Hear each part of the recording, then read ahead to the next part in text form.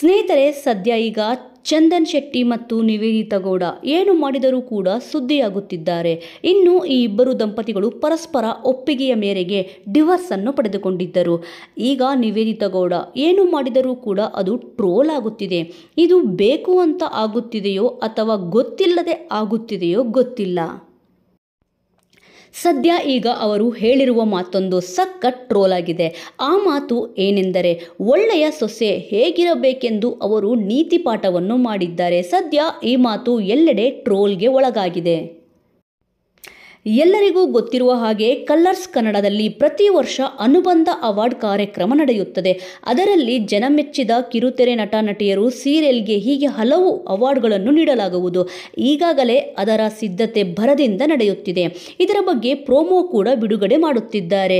ಈ ಕಾರ್ಯಕ್ರಮದ ಭಾಗವಾಗಿ ನಿವೇದಿತಾ ಗೌಡ ಸೀರಿಯಲ್ ಕುಟುಂಬಗಳನ್ನು ಭೇಟಿ ಮಾಡಿ ಆ ಕುಟುಂಬವನ್ನು ಮಾತನಾಡಿಸಿ ಆ ಸೀರಿಯಲ್ ಪಾತ್ರಗಳ ಬಗ್ಗೆ ಪರಿಚಯ ಕೇಳಿ ಬರುವಂತಹ ಪ್ರೋಮೋ ಅದು. ಈಗ ಆ ಪ್ರೋಮೋಗೆ ಸಿಕ್ಕಾಪಟ್ಟೆ ನೆಗೆಟಿವ್ ಟ್ರೋಲ್ಗಳು ಬರುತ್ತಿದೆ.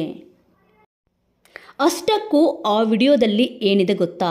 ಭಾಗ್ಯಲಕ್ಷ್ಮಿ ಸೀರಿಯಲ್ ತಂಡವನ್ನು ಭೇಟಿ ಮಾಡಿದ ನಿವೇದಿತಾ ಗೌಡ ಸೊಸೆ ಎಂದರೆ ಹೀಗಿರಬೇಕು ಎಂದು ವೀಕ್ಷಕರಿಗೆ ಭಾಗ್ಯಲಕ್ಷ್ಮಿ ಸೀರಿಯಲ್ನ ಬಗ್ಗೆ ಹೇಳುವಾಗ, ಸೊಸೆ ಎಂದರೆ ಭಾಗ್ಯಾಳಂತ ಸೊಸೆ ಇರಬೇಕು ಎಂದು ಭಾಗ್ಯಾಳನ್ನು ಸೀರಿಯಲ್ ತಂಡವನ್ನು ಪರಿಚಯ ಮಾಡಿಕೊಟ್ಟಿದ್ದಾರೆ.